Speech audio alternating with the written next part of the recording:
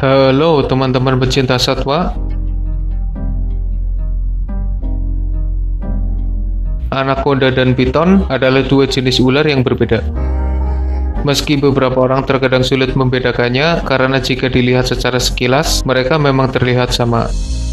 Dalam video ini, aku akan memberikan perbandingan di antara dua ular terbesar di dunia ini. Tapi sebelum lanjut, jangan lupa subscribe channel Dunia Binatang Liar dulu. Yang pertama, perbandingan ukuran. Anaconda lebih besar dan berat ketimbang piton. Ukuran yang terbesar adalah anaconda hijau yang kabarnya punya diameter tubuh 0,85 meter dengan berat tubuh sekitar 250 kg.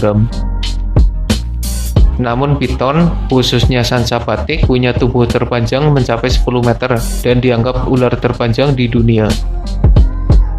Dari perbandingan tubuh, anaconda lebih berat dan besar, namun piton lebih panjang. Yang kedua, perbandingan habitat. Anaconda adalah keluarga ular boa yang hidup di wilayah Amerika Selatan. Mereka mendiami wilayah berair. Anaconda menghabiskan hidupnya di sekitar wilayah air tawar, baik itu rawa atau sungai. Sedangkan piton tersebar di Afrika, Asia, dan Australia. Mereka mendiami hutan lembab dan lebih sering terlihat di atas pohon atau di daratan. Yang ketiga, perbandingan mangsa.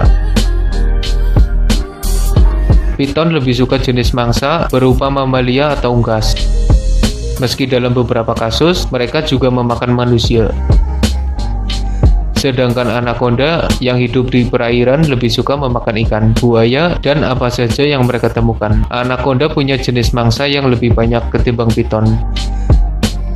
Yang keempat, perbandingan umur. Ular piton bisa hidup hingga umur 35 tahun, sedangkan anaconda hidup hingga umur 10 tahun. Tentunya piton punya umur yang lebih panjang ketimbang anaconda. Yang kelima, perbandingan kemampuan berburu. Piton berburu dengan menggigit mangsanya, membelitkan tubuhnya untuk meremukkan tulang mangsanya hingga mati lemas, lalu menelannya dalam keadaan utuh. Sementara anaconda biasanya menggigit mangsanya, lalu menenggelamkannya ke dalam air sebelum menelannya dalam keadaan utuh. Yang keenam, perbandingan perkembangbiakan. Ular piton melahirkan anaknya yang masih berupa telur dan menetaskannya di sarang. Sementara anaconda adalah hewan ovovivipar, di mana mereka melahirkan anaknya setelah telurnya menetas di dalam tubuh. Yang ketujuh, perbandingan berenang dan memanjat. Baik anaconda atau piton, keduanya punya kemampuan berenang dan memanjat. Namun dilihat dari segi habitatnya, tentu anaconda lebih lihai di air dan piton lebih lihai memanjat. Yang kedelapan, perbandingan kekuatan. Meski punya ukuran tubuh yang lebih panjang, namun anaconda dianggap lebih kuat ketimbang piton. Anaconda punya tubuh yang lebih berat, sifat yang lebih agresif, dan kekuatan yang lebih besar. Yang kesembilan, perbandingan hubungan dengan manusia. Piton merupakan salah satu jenis ular yang sering berhubungan dengan manusia. Ada beberapa orang yang memelihara piton. Ada pula kasus piton memakan manusia. Sedangkan anaconda hidup di dalam air. Jika manusia tidak masuk ke dalam wilayah kekuasaannya, maka jarang terjadi kontak antara manusia dan anaconda.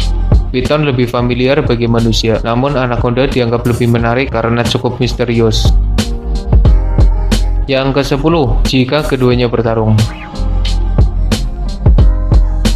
Mengingat habitatnya yang berbeda, piton dan anaconda tidak akan bertarung di alam liar, kecuali ada campur tangan manusia. Namun dengan menilik kekuatannya masing-masing, sepertinya anaconda akan menang jika harus bertarung melawan python. Mereka lebih besar, lebih kuat, dan lebih agresif ketimbang piton. Nah, itulah perbandingan antara piton dan anaconda. Keduanya adalah ular yang hebat dan menakjubkan. Terima kasih sudah menonton. Mohon maaf jika masih banyak kesalahan, dan semoga informasinya bermanfaat.